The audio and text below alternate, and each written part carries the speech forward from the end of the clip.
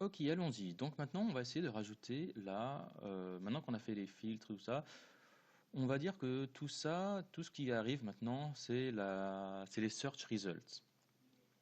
On est donc dans les résultats de recherche. Donc à partir de maintenant, voilà, on va rajouter ce petit truc là. Alors allons-y.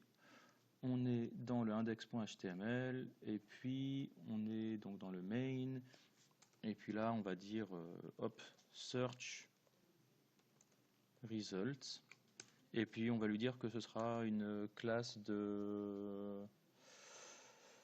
Allez hop, search results. Et puis qu'est-ce qu'on va lui dire? À l'intérieur, je veux quoi? Je veux le i là, enfin je veux une icône. Et puis j'ai aussi envie d'avoir, c'est quoi? C'est un p, c'est un paragraphe? Oui, c'est un paragraphe. Allez hop, un i et un p. Hop, c'est parti. Alors, c'est quoi cette icône? On va la voir, c'est classe FAS, puis donc il y a deux classes, FAS et FA. Voilà, info, voilà. Est-ce qu'elle arrive? Voilà, on la voit qu'elle est ici. Et puis l'autre en dessous, comment il s'appelle? Plus de 500 logements disponibles dans cette ville. Ok, parfait. Comment est-ce qu'on pourrait faire maintenant pour les mettre côte à côte? Alors, bah, je pense qu'il y a une technique qui marche très bien depuis tout à l'heure. C'est, vous avez deviné, on va mettre tout ce machin-là dans une flexbox. Euh, div class search result. Euh, ouais, alors en fait, peut-être que... Non, on n'est pas dans search result, hein. Peut-être on va pouvoir appeler ça message d'info. Comment est-ce que ça s'appelle ça? Bah, tout ça, on va appeler ça allez, info message peut-être. Allez, on va dire results message. Hop. Et puis lui aussi, on va l'appeler results message. Alors, results message, eh ben allons-y. Alors, results message, qu'est-ce qu'on va lui dire? Result message. Ah, je l'ai mis sans S apparemment. Ah si, si, il y a un S. Alors attends, je peux pas que je me trompe. Eh ben on va le mettre tout simplement en display flex. Et normalement, ah, ils sont pas exactement ensemble, hein. Ok, pourquoi? Ah oui, d'accord. Donc en fait, lui, d'accord, il prend toute une hauteur. D'accord. En fait, il fait 51 de hauteur. Ok, parfait. Alors, bon, bah déjà, on va commencer comme d'habitude à les aligner de manière verticale. Align items center. Bon, là, vous commencez à avoir l'habitude, je pense, hein. Voilà. Alors, qu'est-ce qu'on peut faire pour le i? Alors, le i, j'aimerais bien que on lui mette une bordure aussi, et qu'on lui change de couleur. Déjà, comment est-ce qu'on va aller sélectionner le i? Eh ben, on va faire results.message.fas. Je pense que ça suffit, puisqu'effectivement, il a une classe de FAS. On va voir si ça marche. Si je lui mets une couleur red, est-ce que j'ai réussi à le sélectionner? Non, j'ai pas réussi à le sélectionner. Pourquoi est-ce que j'ai pas réussi à le sélectionner? Results-message.fas. Results.message. Ah, vous avez vu le problème? Est-ce que vous avez vu le problème? Pourquoi j'ai pas réussi à le sélectionner? Regardez, c'est sur la ligne 187.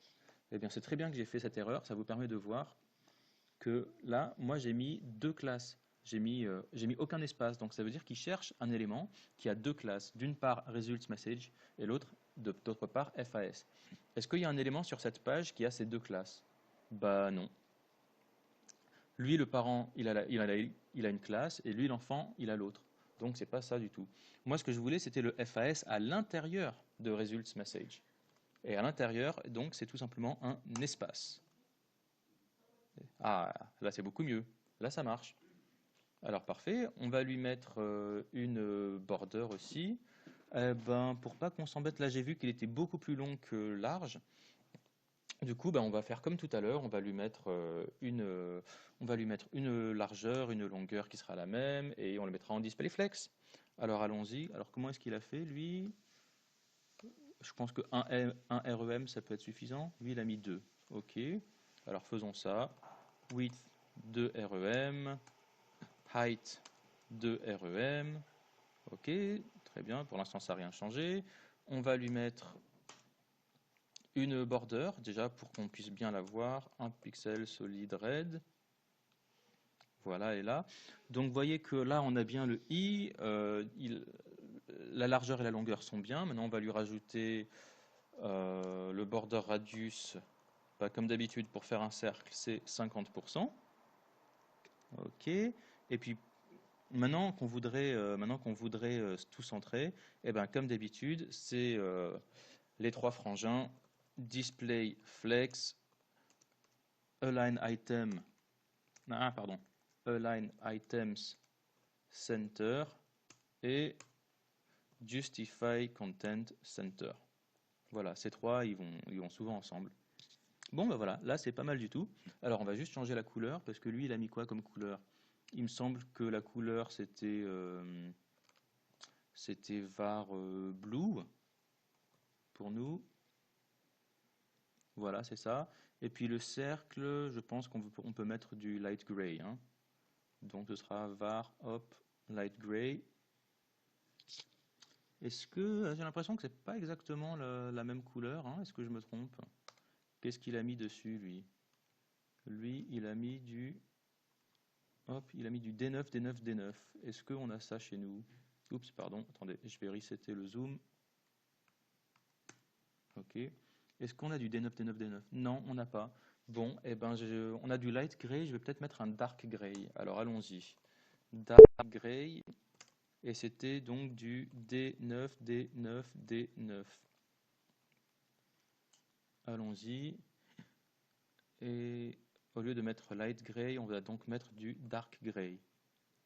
Voilà, c'est un petit peu mieux.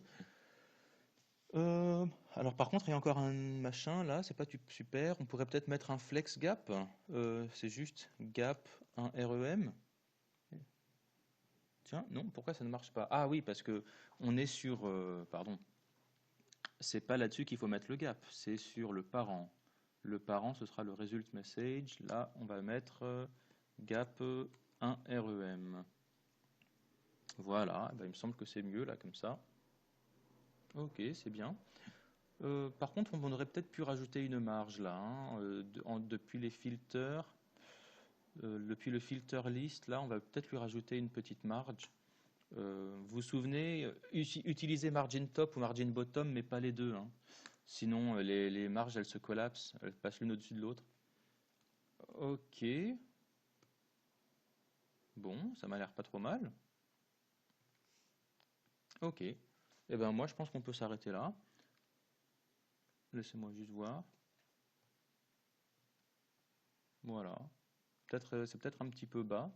Peut-être qu'on pourrait changer.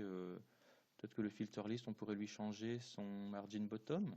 Alors là, regardez, au lieu de faire juste les flèches du haut et flèches du bas pour changer le margin bottom, je vais appuyer sur Alt en même temps.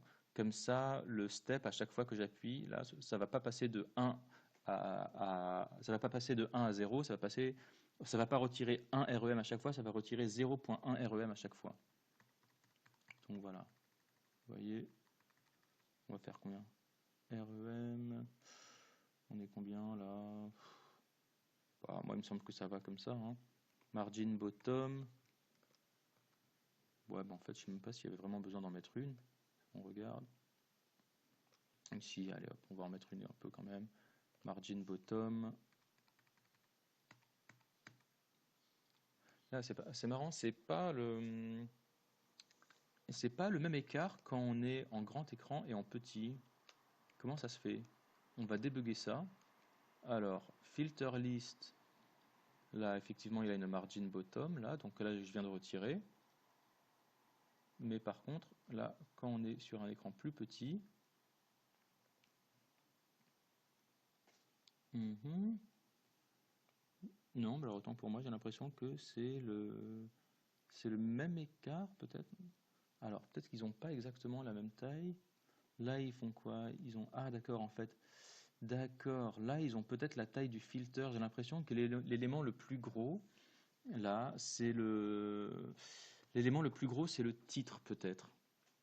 Et donc, vu qu'on est sur une ligne, ils ont tous la taille, ils ont toute la hauteur du titre. Alors que quand on est sur plusieurs lignes, lui, il n'aura pas la même hauteur que les autres. Donc c'est intéressant. Voilà. Bon. Filter, lui, il a un... Ah.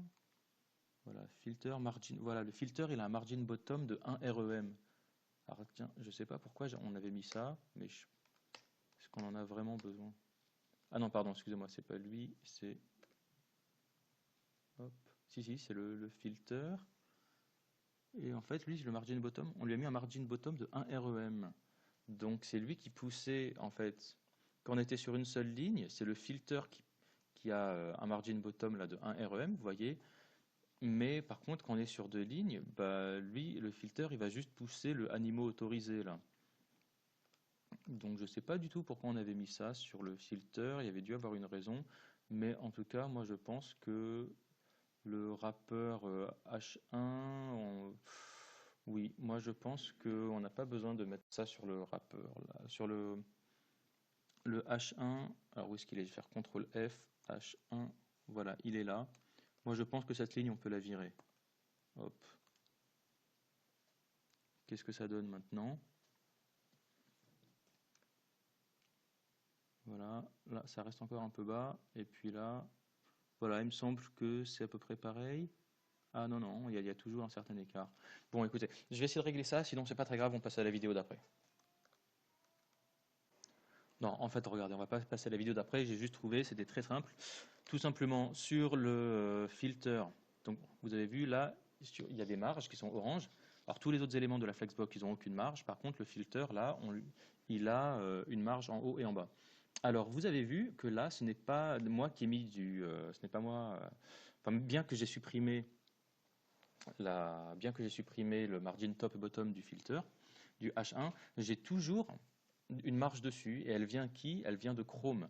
Là, c'est mon User Agent Style Sheet. C'est mon User Agent, donc Chrome, qui a lui-même sa propre Style Sheet, sa propre feuille de style qu'on ne peut pas changer.